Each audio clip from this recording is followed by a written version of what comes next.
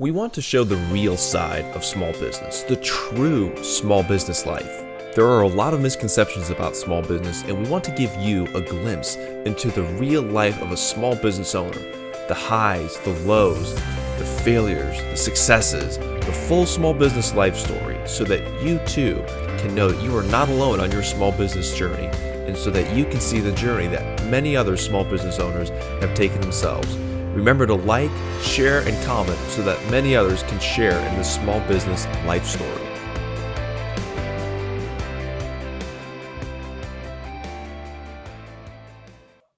Hello, Rob. Thank you so much for joining us. How are you doing today? I'm doing wonderful, John. Thank you so much for having me on the show today. Oh, absolutely. The pleasure's mine. How has 2021 treated you thus far? It's been crazy. It's been I've been loving it, and it all started about a year ago last year when everything got shut down, and for example, I was like at to the point where I was like, what do I do? And I bet a lot of people are doing that, and instead of shutting down, I took massive action, and it's paying off now.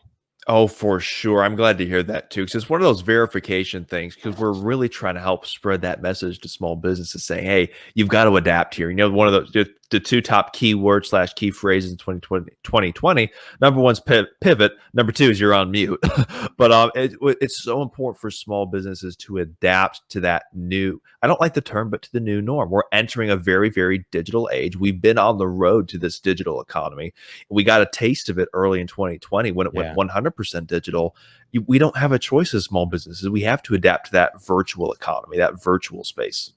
It's interesting you say that because I really is like when you with the video calls that we're doing now, just like this is like a year and a half ago, I wasn't doing these many Zoom calls and these video conferences, but that's all really changed, and the businesses really had to adapt to that. I interviewed a company yesterday and she's all about outsourcing, and it Hmm. really ties into what businesses are doing now because not everybody is going into the office. And Exactly. and if those businesses can, take advantage of companies like that to outsource, regardless whether they're here or India, and provide those services and have that entrepreneur small business really focus on the big picture of their business, it's going to help them out. But you got to be willing to take that step and let go of the reins. Absolutely. And test some things too. You don't have to make the switch all at once, kind of shoot from a gut instinct. Take your time, evaluate what's out there, and do a little bit of testing. We really embrace the virtual officing stuff, and it's been fascinating because it's really opened up a lot of opportunities for us, and it's increased our efficiency, it's increased our scalability, and personally, it's saving me a ton of driving time. I mean, so I tell people all the time, a 12-hour day used to have about 9 hours of productivity. Right. Now a 12-hour day is literally like 11 and a half hours of productivity. That's 2.5 hours a day. You start, adding that up over the course of a year, you can't ignore the increases to productivity and efficiency. You're right on with that, John. And, it's really interesting because it's kind of the reverse effect that I love being in front of people. And Mhm. getting in front of that, I love going outdoors. Going for that drive through the country or wherever you might be through the city to go meet someone. But sometimes it's a lot easier to instead of fly across the country to meet that person. You don't really have to at that point. You really can't connect just with about anywhere in the world right now with the technology that's come so far just in the last year Oh because my goodness. of what has happened. So I mean that's really cool. Absolutely, absolutely. And that's actually kind of a good segue here. We call the podcast Real Small Business. What is your business life story? How did you get to where you are today? What's the Oh my story? God. It's a constant journey. And you is as a business owner, regardless of what you're doing, I look at, you gotta be able to pivot into different things. And for me, it's the biggest thing for me has always been to follow what you're passionate about and tie into what you're doing or what you've been doing, learn and grow and continue to grow. And even if it's not the same thing that you were doing 5, 10 years ago, as long as you're happy and you like what you're doing, I think that's the most important thing. And I don't think people realize that. And I hear that over and over and over again is that, I get, people, friends, family they say that they're stuck in jobs. No one is stuck in what they are doing. It's a Mhm. choice. Amen. It's a Amen. real choice. And I've been one of those guys that, from the beginning, from a young age, if I don't like something, I'm either going to change it or I'm going to do something differently. And I believe this really all started when I joined the army back in '91. And I was in a place where things weren't really going well for me, John. It was just I looked at it, was like, okay, I have to make some changes, or I'm going to be that cliche. I'm going to be up in jail, or I'm going to be dead. And that is no lie. And I had a call from my army recruiter, Sergeant Sultner at the time, and he goes, "Yeah," he goes, "We need to go on a little bit of a road trip here." And I'm like, "Oh, what's the problem?" He goes, "Yeah," he goes, "You got about 3 or 4 warrants out for your arrest. We got to take care of." And he took me out there and really, we went to each municipality. He took care of everything that needed to be taken care of, got me enlisted. And it was one of the best things that had ever happened to me. And you fast forward about 2.5 years later, I went from being just the lowest private you can be, to going to school in Germany for my leadership training to become a sergeant. And while I was in Grafenwehr, Germany, I looked over, while we're out in the field training, and I looked over there, and we're a bunch of group, about 20, 30 guys, women and guys and like that were out there training. And I looked over and they were Sergeant Sumner. And I yelled at him, "Hey, Sergeant Sumner." And he kind of looked at me, and you could just see his chin drop, and his mouth was like, and he knew exactly who I was. And he told everybody the story and how he got me in. So, just by having that person be in my life at that particular time, I never looked back. And from that time on, I always looked at it as like, you got to really be self aware where you're at, regardless of what you're doing, and make changes. And I believe that sometimes the changes aren't always comfortable, but that what makes you grow. Exactly. I mean, what's the old saying? Growth takes place outside the comfort zone. I Yeah. mean, it's so true. And I think that, I mean, to your point about knowing why you're doing what you're doing, that self awareness component, that is hugely important. I mean, because there are a lot of misconceptions about small business. People are like, "Oh, you own a business, you must be absolutely swimming in cash." Yeah, formally. Or it's, Yeah. "Oh, Right. I'm gonna open a business. I'm gonna be a rich man, in 3 months." Well, it takes about 12 to 18 months to get to profitability if you're good at what you do. Oh, But again, exactly. it brings back to that point. Why are you doing what you're doing? Are you passionate about it? If so, you're on the right track. If you're not, it's time for a reality check, especially in business. Oh, exactly. And you have to. It was like, and I just recently made another pivot just recently where for the past year I was working for a corporate company, and it was, my creativity and being an entrepreneur and being on my own for the last 10 plus years, I thought I'd give it a try. I believed in what they were doing and how things were going. But then you get in there and you really see this, it's not as it seems. So I went, just this past week, you can see like I got all, my new equipment and all this stuff like this. I made a pivot and I was like, okay, I'm going back in this. I'm going to what I'm really passionate about, my podcasting, helping small businesses out, really getting their story and their message out there through, Local First Podcast and Local First Media. And I went all in. I was like, you're either going to go all in and do this, Exactly. or what else can you do? There's really no middle road. Yes, there's a time period where you can kind of test the water a little bit, but Yeah. once you know, yes, this is my passion, this is what I want, you have to be all in. Trying to keep a foot in both camps doesn't work when you're trying to pursue Yeah, your passion. you're really right on with that. I'm going into my third year with podcasting and really getting those stories out there. And what I found over the way is that you learn so much. And I tell each guest that is like, even just sitting here talking with you, I'm constantly learning. And if you're not constantly learning, not just about other people and their stories and what their journey was and taking away from that, but why are they in the business that they're in? And Exactly. how do they service either their clients or the customers, and really get these stories out of them. And I look and I tell people that's part of my personal library of college and knowledge. So it's like, that's kind of, the big thing about my podcast is I look at it as like I can go back and over 100 plus episodes and go back, what do I want to learn about today? Exactly. and just pick and choose. And learning from other people, I think, is one of the best ways you can learn. Because what's the old wives' tale? A smart man learns from his mistakes, but you know what? A wise man can learn from the mistakes of others.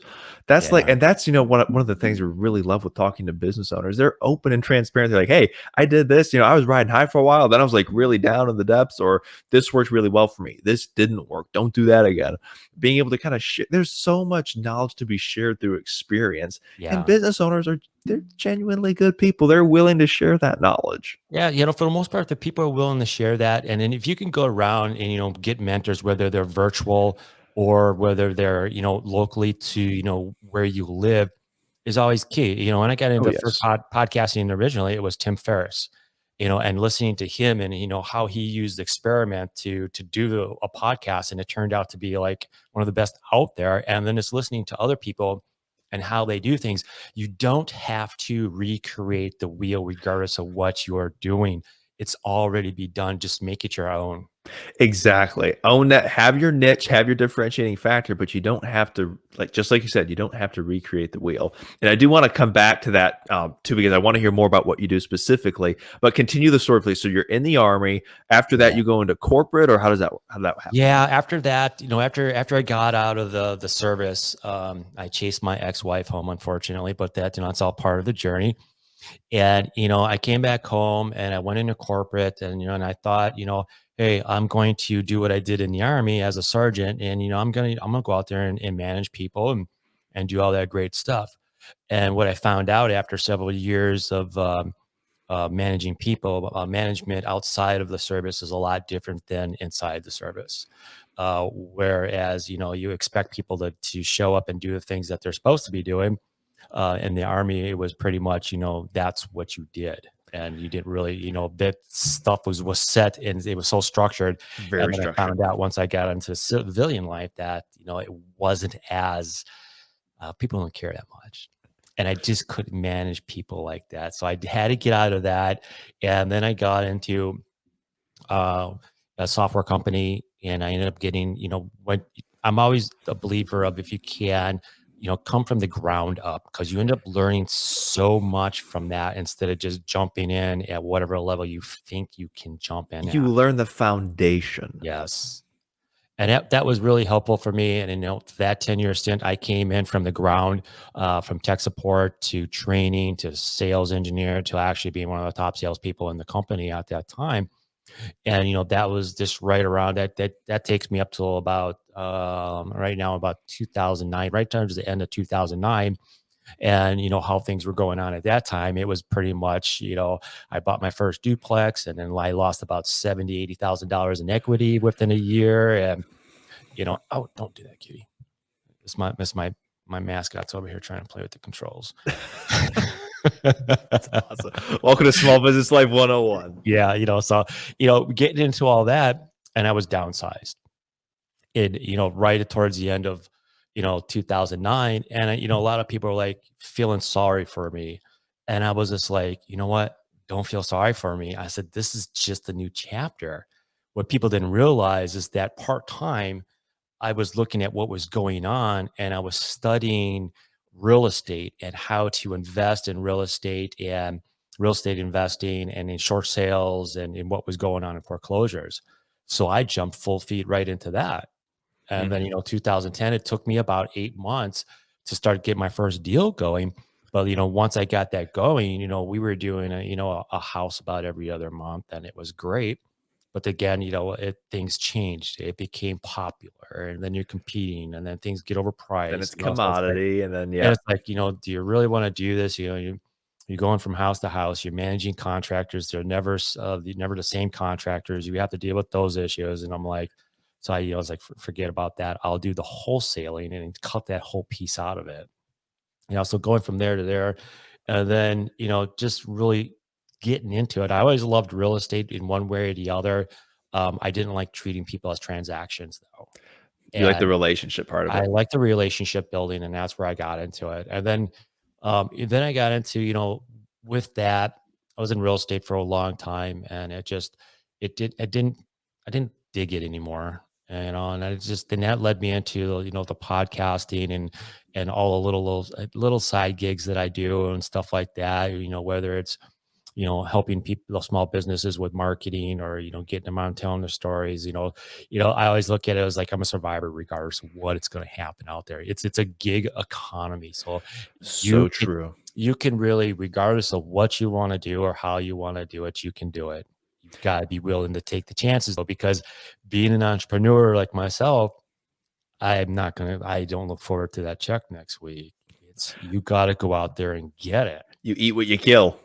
I love it. You eat what you kill. I love it. And that's really it. And that part of it really excites me because it keeps me going.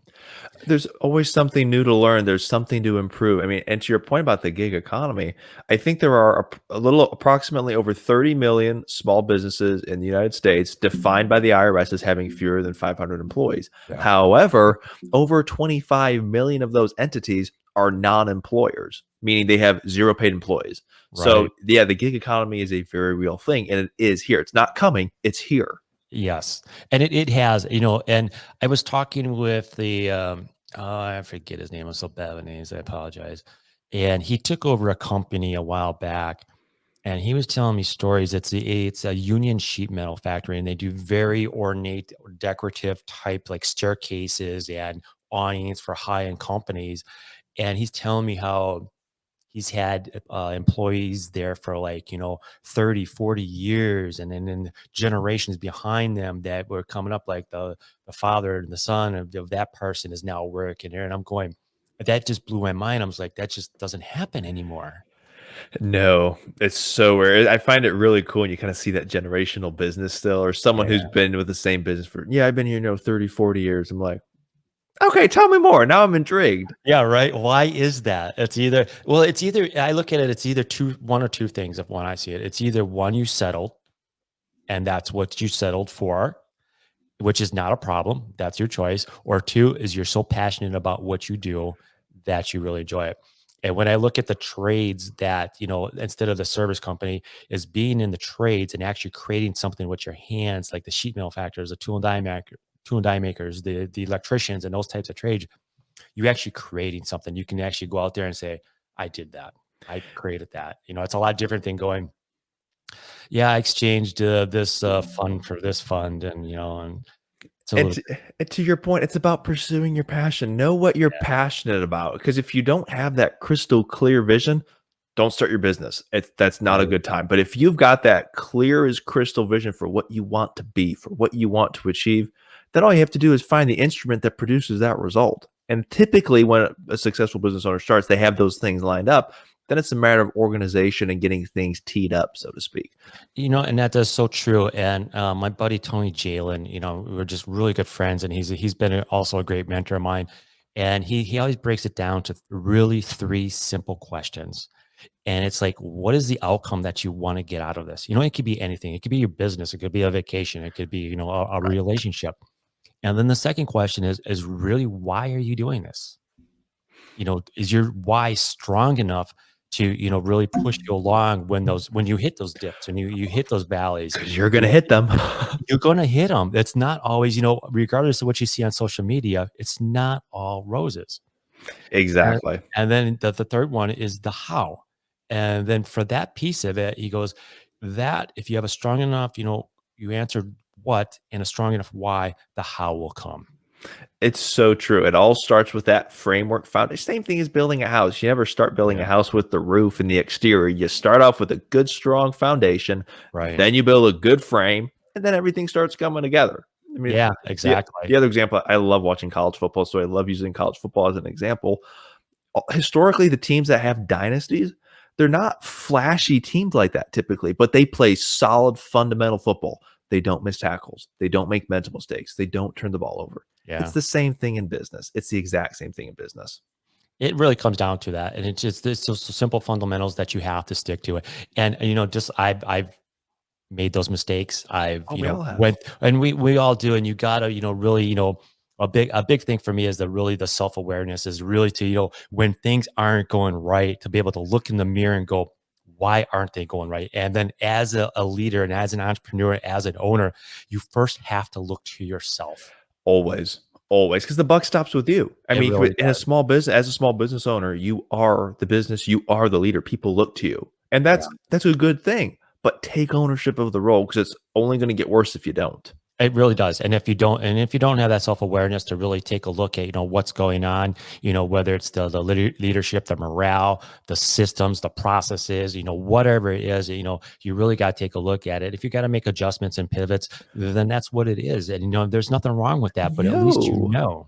totally. That's part of our lives, especially business, but even our lives are going to be full of change. Yeah. Change isn't inherently good or bad. It's like money. Money can be used for evil, it can be used for good, but you determine that. So kind of take control of it, take ownership of it, and then direct it with that clear vision. Yeah, no doubt. I'm right on board with that. It's like, and I find even for myself is the biggest thing for with that is being able to let go. Exactly. You bring up such a good point there. Because even if you think, again, using football as an analogy, think of like some of the greatest quarterbacks of all time: Tom Brady, Peyton Manning. I mean, you can go farther Aaron back. Rodgers. Aaron Rodgers. Exactly. Exactly. Yeah, You up in know where I'm Wisconsin. located. Yep. Exactly. Brett Favre. Yeah. You can go all the way back.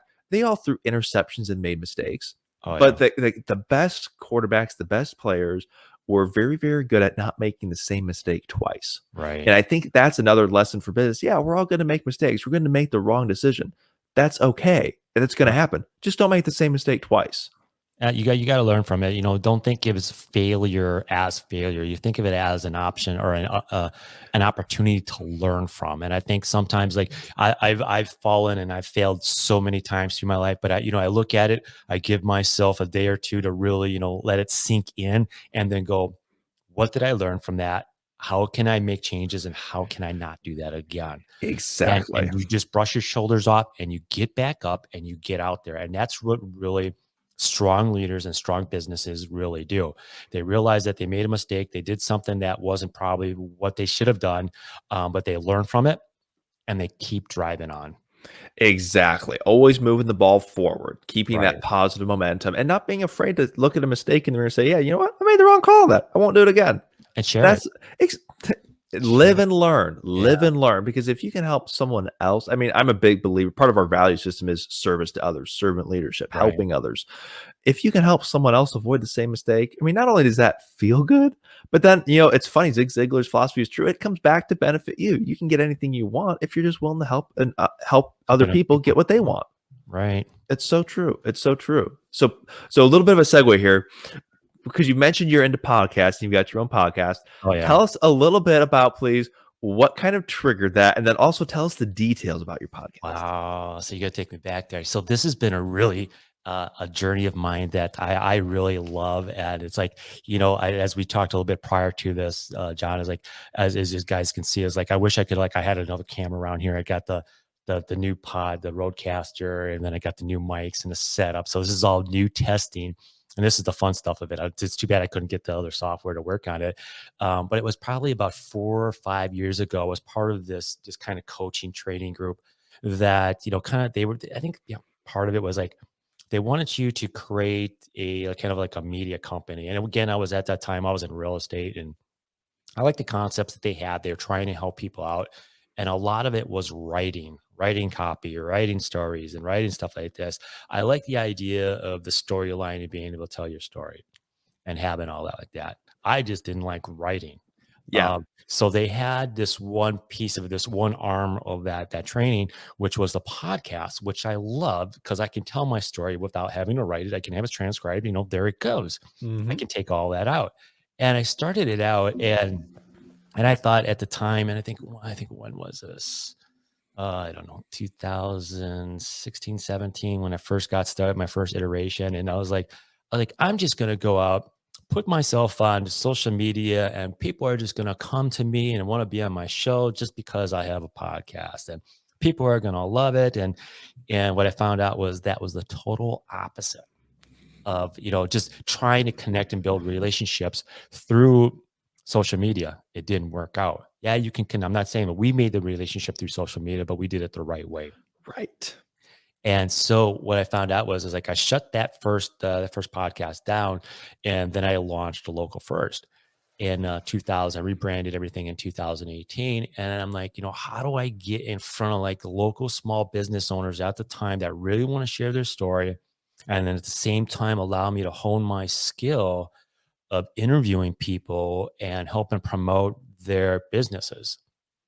And it was like, I always tell people, I was like, I felt like that cartoon with that, the little, the side little Yep. bubble on like there that's Yep. going, hey, dumbass, go to the chamber. And I'm like, all right, yeah, that worked. So I ended up going out and do some networking and, telling my story about what I'm doing and how I'm doing it. And from there, it just blew up. Won several awards since then. And the one thing that I did that still bothers me, but it's taken off this year in 2021, and it's part of my main pivot with the podcast and local first media, what I'm doing now is that I tried to motivate the guest speaker to use this platform, this story, their podcast as a marketing tool for themselves. Exactly. 'Cause it can serve a dual purpose. Yes, it's not a one-time gig. Like I told you before we got on this, so we started recording, it was like, I would like copies of this so I can repurpose it. So whether Oh this is, yeah. 25, 30 minutes, whatever it's going to be, I'll be able to chop this up into small segments to promote myself as well as promote you in our conversation so that other people can see and learn from it. And that's, you can take a 20, 30-minute piece and you can break that up into easily 50, 60 pieces of content. Oh, So, easily. If you know what you're doing, absolutely. and that's part of what the program that I set up with media bundles for my guests now, as they're coming on, I give them an opportunity. Is like, okay, here's what we're going to talk about. This is why we're going to talk about it. And then afterwards, this is what we're going to do.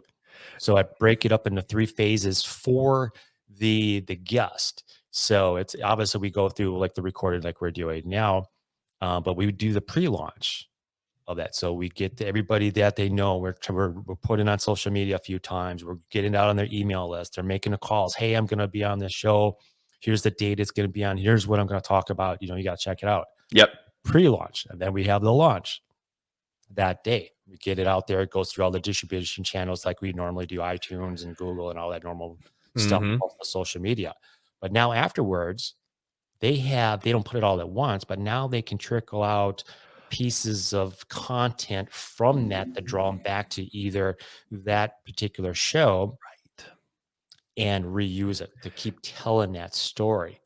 And part of what I do that now for the my guest, and it's really it's taken off like gangbusters. Well, Uh, to your and point too, it's so important to know who you're trying to reach and the channels that they're on. I mean, so for example, to your point again, if you're putting your podcast on like an iTunes or Spotify, yes, that's the full blown episode. right. But on Instagram, you can't even upload that. So you're only uploading a few seconds here and there. So yeah, it's beneficial to have out of a 30, 60-minute episode, have 10, 15 seconds here, another 30 seconds there, maybe a 60-second clip there.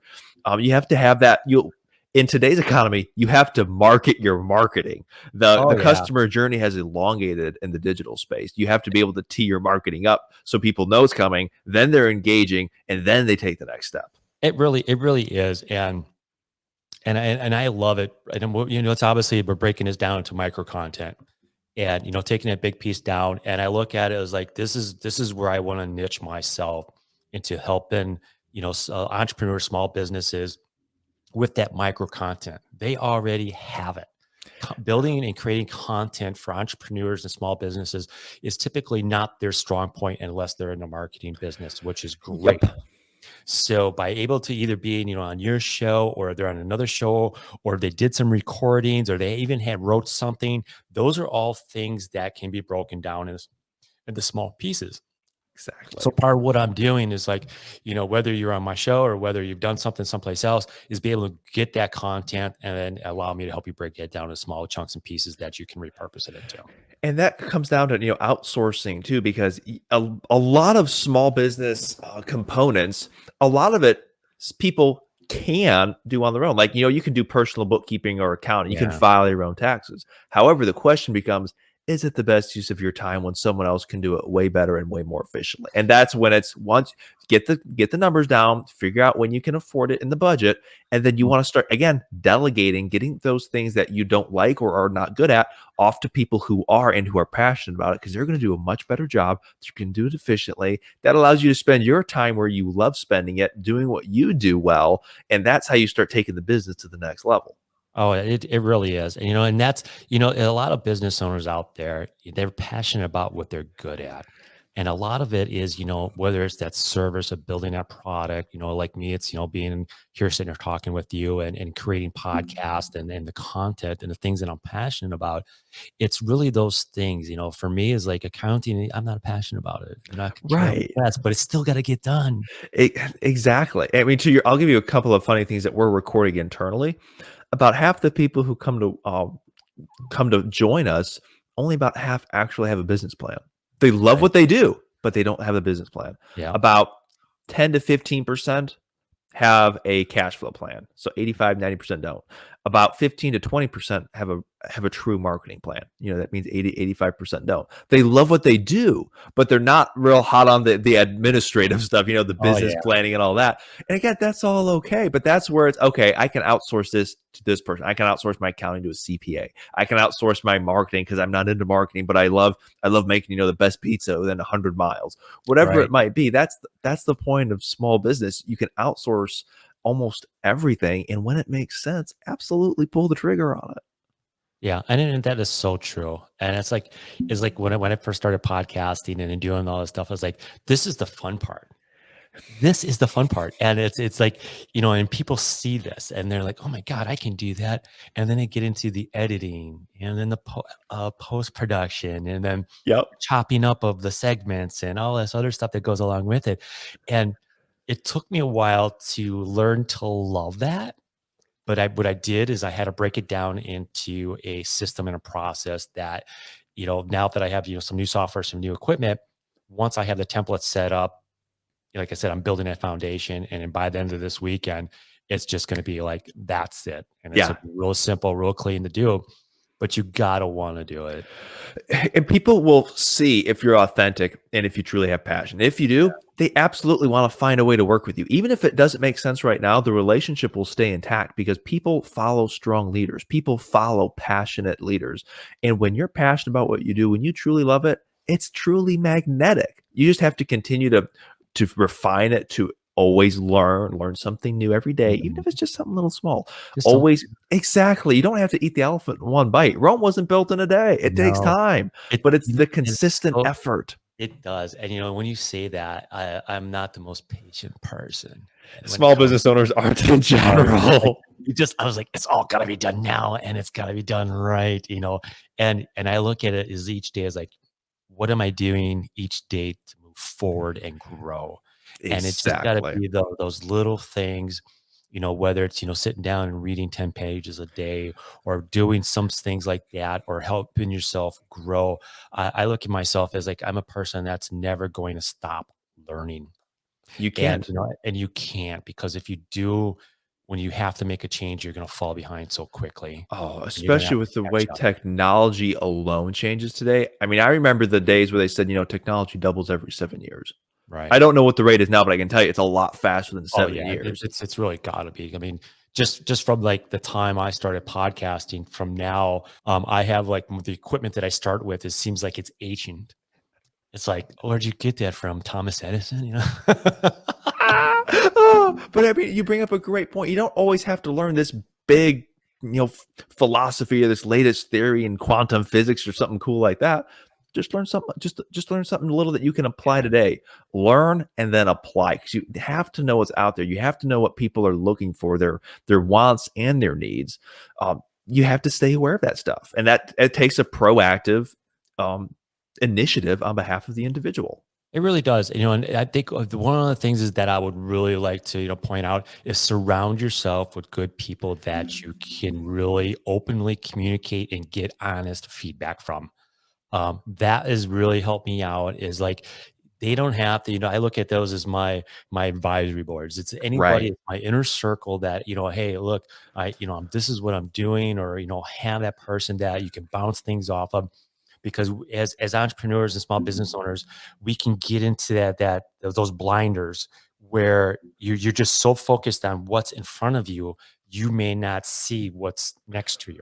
It's sometimes you legitimately can't. It's part of business. You kind of get in the silo. You kind of get yourself on an island because it can be lonely being a business owner because you're always feeding your team. You're always trying to pour into them. But that can put you on an island. You need to have that support group too. I mean, you're preaching to the choir here. Yeah, I know those are all, that's just out there doing it. And the times that you fall down and you learn, and this didn't come overnight. It's like, here I am. I look at it as like, let's see, I'm 52 and I'm starting over, a new business, a new chapter again. But the thing is that I'm excited about it, and Exactly. I have a plan. And it's like, the times that I didn't have a plan, I could tell because I had to do, go get those different gigs. But now I look at it as like, this is really cool that I can do this, and you can do this at any point in your life. I know guys that decided, hey, I'm not going to college. I'm going to go out here and I'm going to go out here and crush it. And Exactly. and I'm like, for me, I'm like, I'm so like, yeah, go out there and do it, man. Go out there and crush it and just do what you're passionate about. At the same time, is like, whether you've been in a business or work for someone for so many years and you want to go out there and do that, take the time, stay in your day job, do the Gary Vee says, from the 7 p.m. until 1 a.m., build your dreams, build your future, and build that business. Exactly. There are 24 hours in a day. Use Yeah. them wisely. It's a Use them. lot of time. It's a lot more time than we think it is. And if you Right. manage it well and you manage it properly, you can really leverage that time well. Now, if you're always taking, a lot of waste and overhead in there, then it starts trimming down quickly. But if you, Oh yeah. again, take ownership of your day, take ownership of your time. And you actually kind of beat me to the segue there. I was going to ask what your 3 tips for business owners are. So we got one is being surround yourself with good people who Yeah. can speak honestly into you. What's tip number 2? Um, be a reader. Oh, that's a Um, good one. and that was tough for me in the beginning because growing up, I didn't really like to read, and not until probably about I don't know, probably it was probably like 15 years ago, I started reading. And it's amazing. It's like, I don't like reading novels. I don't like reading fiction. I like reading business books. I really Same. enjoy reading marketing books. My buddy Jackson and I, we do a monthly event that's called Books, Beer, and Networking. And we both like to read. We both like to have a beer, and we both like to build relationships. And we're in our 3rd season now, and it's not like we want 100 or so people in there. This is a small, tight group where we get about anywhere from 10 to 15 people together. Each month we go to a different microbrewery throughout the Milwaukee metropolitan area. This book we're reading from Sebastian Younger, Tribe. So that's another book that, it doesn't always have to be so deep, into marketing or whatever it might be. Some of them some stories. There's a lot of really cool books out there. This is the first year we're doing an autobiography from someone. I forget who it is. I think it's Steve Jobs or someone like that. So we have the Nice. entire, that's all lined up already. And again, 10 pages a day. And if you don't like to read, there's audiobooks there everywhere. Oh my god, that's the one that I really try to do too, because I can kind of get stuck between things where it's hard to put time away to read, but I still have driving time. Yeah. What better way to pick up 15 minutes of knowledge? On my way to an appointment, plug in an audiobook, listen to a book for 10 minutes. Oh yeah. Just that little bit. I love reading the nonfiction stuff too because it's so applicable, I find. Oh yeah, and that's like, oh, and I would think it was like my third is for me. I think this is something that benefit me more than anything throughout my entire, just not the business life, but my life as well, as being self-aware. That's a good And one. and then I put it as simple as knowing what's going on and being able to listen to what other people are saying around you. And it always starts. I don't care what you're doing. It always starts with you. You're the only one that can really make those true changes. Only you control you. It's as Yeah. simple as that. And I think it's one of those things too, where it's like, really be self-aware. What does that mean?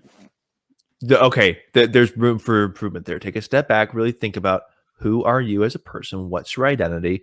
What's your purpose? Take a few steps back, kind of Right. build a business plan for your life.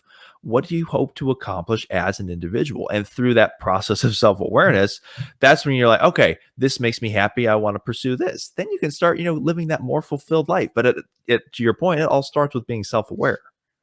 It really does, and, it's a hard it's not that easy to do. 'Cause you gotta be honest with yourself, and then sometimes, you're doing things and you're going, "Oh, this is great," and you're great, and then your wife taps you on the shoulder and you're like, "Yeah, probably not so much, you gotta make some changes," or, your best friend or, those people that are around you and you're like, "What are you doing?" Or, that's the positive things that come around you too, like, "Oh my god, I saw what you're doing," and, you get that positive too. It doesn't always have to be the negative side of it, Right. and you can really take a look. And one of the biggest things I'm gonna take this for the bonus one. One, if you allow me, Oh, and yeah. this is the one thing that I really struggle with my entire business career is celebrating small successes every day. Same. That's such I a good I one. am I am the worst at that, and that's the one thing is like, you're always pushing, you're pushing, and you're always going for that big goal, things like that, but you never celebrate those small successes that got you there. And it's positive reinforcement is very much of a real thing. We're wired that way. I'll give you a funny story on that one. Early in my career, I'd closed a deal. I was talking with my brother that night. We were having a good time. I was like, "Yeah, we got a new account today. Something that was awesome." He was like, "Good for you. What are you gonna do to celebrate?" I was like, I'm gonna throw a frozen dinner in the oven." And Right? he was like, "Dude, what are you doing? Go out, go get a hamburger, go have some fun, pat yourself on the back." Yeah. But it's so true though. I get stuck in the okay, good. Now it's on to the next thing. No, no, no. Pat yourself on the back. You just did Yeah. something good. You moved the ball forward big time. Yeah, that's huge, and you gotta do that. That's one of the biggest things. As you go through this entire process. I mean that's something I have to remind myself almost every single day. And it's a good one. I mean, those 4 tips are all applicable. It's surround yourself with good people, be a reader, be self-aware, and celebrate the small successes every day. Every time you accomplish something, pat yourself on the back. It's so true. And it's all applicable to the small business owner big time. Yes, it is. It I is. love Yes, it. it is.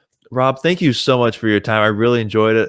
Really enjoyed hearing more about the life story, and thanks for for sharing the journey and those tips for business owners. They're all super applicable. Thank you so much. I appreciate it, John. This has just been a blast. Thanks for I'm glad I was able to get this new setup going and test this out on your show. So this has been a blast. I've been looking forward to this for quite a while. Awesome. Same here. Same here. Well, you stay safe, stay blessed, and stay warm up in Wisconsin. Hey, And we'll be in touch yeah, soon. it's getting there. I'm actually gonna go out for a walk today. It's gonna be 45 degrees. So Oh, you're warming up there. Very nice. yeah. One day at a time. Thanks a You lot, John. take care. Take care, my friend. I'll talk to you soon.